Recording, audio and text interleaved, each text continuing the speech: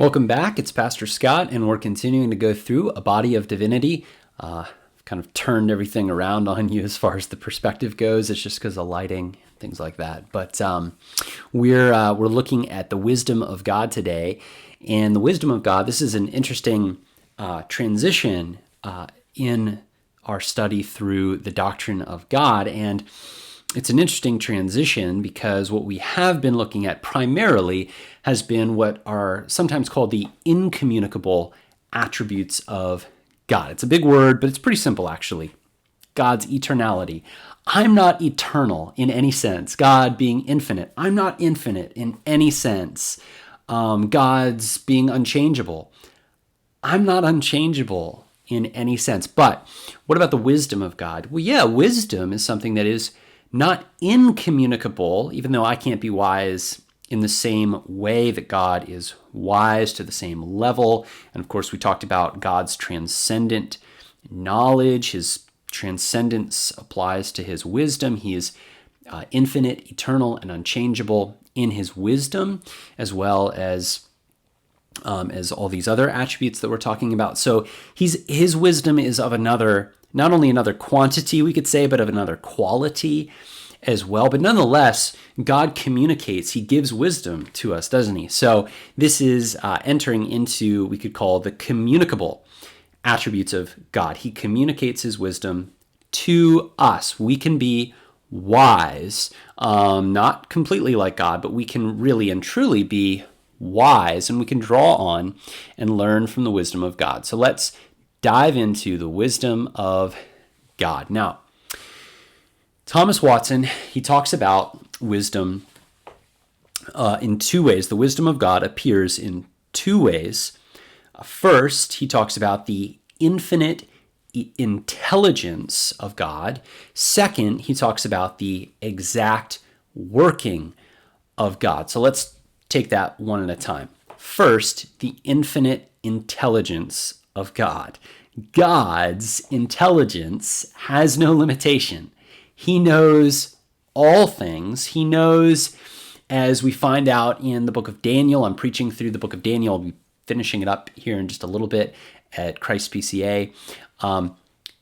God knows, and we see this in Daniel 2:28, he knows profound secrets, and sometimes he even chooses to reveal some of those profound secrets to us. He can reveal these things from his infinite knowledge of them, his infinite intelligence of them. And as we see his intelligence, not that wisdom and intelligence are exactly the same thing, but they're related.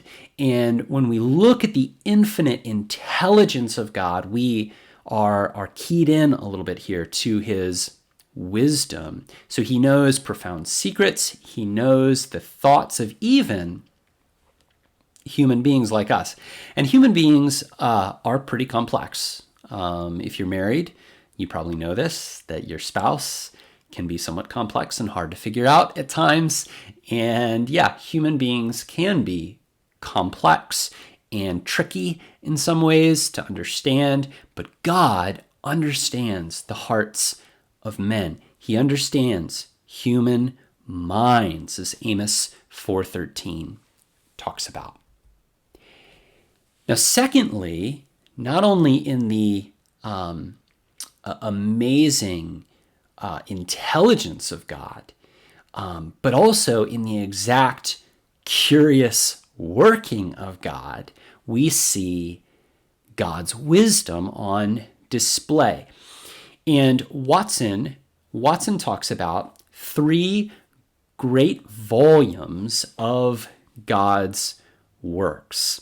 So three great volumes of God's works, and this reveals his wisdom: the work of creation, the work of redemption, and the work of providence. So first, the work of creation. The work of creation, Watson says, the work of creation is both a monument of God's power, to the fact that God can create all of this, declares his power, but it's also, he says, and I love how he puts this, it's a looking glass in which we may see God's wisdom. So creation is a looking glass in which we may see God's wisdom. And he gives all kinds of examples, and you'll have to go and look in pages 72 and following to see this in fullness. But let me give you some examples. He gives all kinds of examples of this. He says, look at the marshaling and ordering of everything in its proper place and sphere. The way that God has ordered creation shows us, reveals to us his wisdom. His wisdom. Well, what else?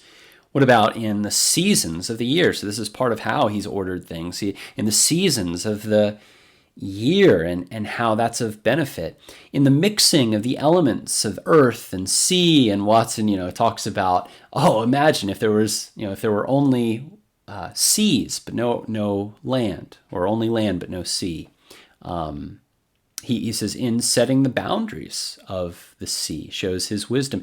Then he even goes into political dynamics, so social communities and how human beings interact with one another in the marketplace, in the economy.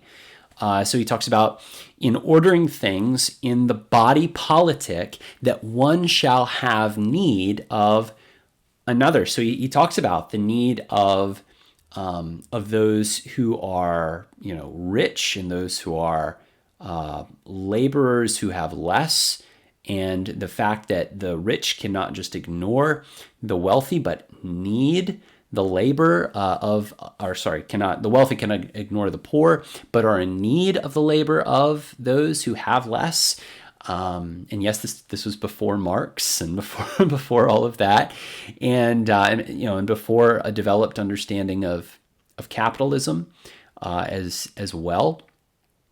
And yet he says here, one trade depends upon another, so that there's he puts it this way, so that there's a mutual love preserved between the different trades. So he looks at the economy and some of the supply and the demand and the needs and the interdependence that happens within the economy and the different players within the economy and within the body politic. And he sees this as actually part of God's ordered creation and therefore a display of God's wisdom. What about the work of redemption? Well, this, Watson says, this is, quote, the masterpiece of divine wisdom. The masterpiece of divine wisdom. Do you want to see God's wisdom? Run off to the gospel. Go to the work of redemption. Creation's amazing, but creation is, Jonathan Edwards talked about creation as this stage that's set up a particular way for the main act of redemption in Christ. So there's wisdom in God's ability to, as Watson says, to contrive a way to happiness between the sin of man and the justice of God. And he does it in a way that astonishes men and angels. And let me just read you a little bit here about redemption and the way that Watson talks about it. He says, "Let God become man. Let the second person of the Trinity be incarnate and suffer. And so for fitness, he shall be man, and for ability, he shall be God." Let me stop there. That's very much Anselm, Credeus Homo in the Latin. So why God man? Why did God become man? He became man. It was fit so that he could enter into our situation of being humans under the curse of sin. He entered into that situation. It was for fitness that he became man, as Watson says, but it was for ability, his power, his ability, that he became, that he shall be God. So for fitness he became man, and for ability he shall be God. And then he goes on and he says, Oh, the depth of the riches of the wisdom of God, drawing on Romans, thus to make justice and mercy to kiss each other. Love it. So good. Read that section on the work of redemption if you haven't already, because it's really, really worth your time. And there's a lot of creativity in the language. It's poetic in the way that he does this. He has this conversation between mercy and justice. And don't read too much into that. He's not pitting different aspects of God's character against one another, but he's trying to show the way that God's wisdom works out these things that we would think are real problems, right? This contradictions between justice and mercy, and yet in the wisdom of God in redemption, he's able to make all of these things harmonize just so, just right, just perfectly. What about the work of providence? Well, I love the way that Watson put this. He says, every providence has a mercy or a wonder wrapped up in it.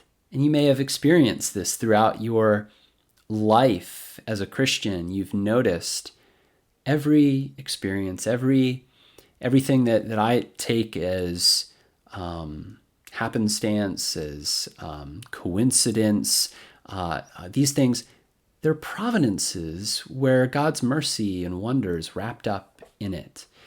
And there's all sorts of examples that Watson gives us. He says that in God's providence, great things are effected by small means. And it makes me think of Gideon's army that God shrinks down just to show that, hey, this isn't really your army doing this, it's me doing this.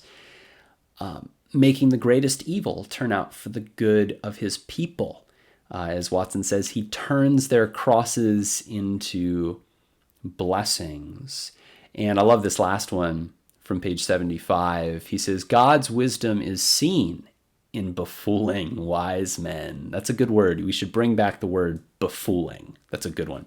But in befooling wise men and in making their wisdom and means of their overthrow. So making the wisdom the means of their overthrow. So God's providence, and we won't say too much more than that. Go read up in a body of divinity. But God's providence always has that mercy, that wonder wrapped up into it, a display of his wisdom in everyday life. And then lastly, two uses of the doctrine of God's wisdom. The first one is we should adore and rest in the wisdom of God. So to keep us, I love this. Watson points this out. I need to hear this. To keep us from complaining, to keep us from murmuring, we should adore and rest in God's wisdom. So to keep us from complaining and murmuring, you know what? God has this all in his control, and there's a reason for the struggle, the everyday, sort of quotidian struggles of the day. These things are here for God's glory, for ultimate good. There's no need to murmur or complain. God's wisdom is here. So adore God's providence, adore his wisdom, adore it and rest in it. And Watson gives a sobering example when he says, quote, in cases of the loss of dear friends, a wife or child or husband, let us rest satisfied in God's wisdom. God takes away these because he would have more of our love. He breaks these crutches that we may live more upon him by faith. God would have us learn to go without crutches. And remember, this is coming from a man who lived in the 17th century.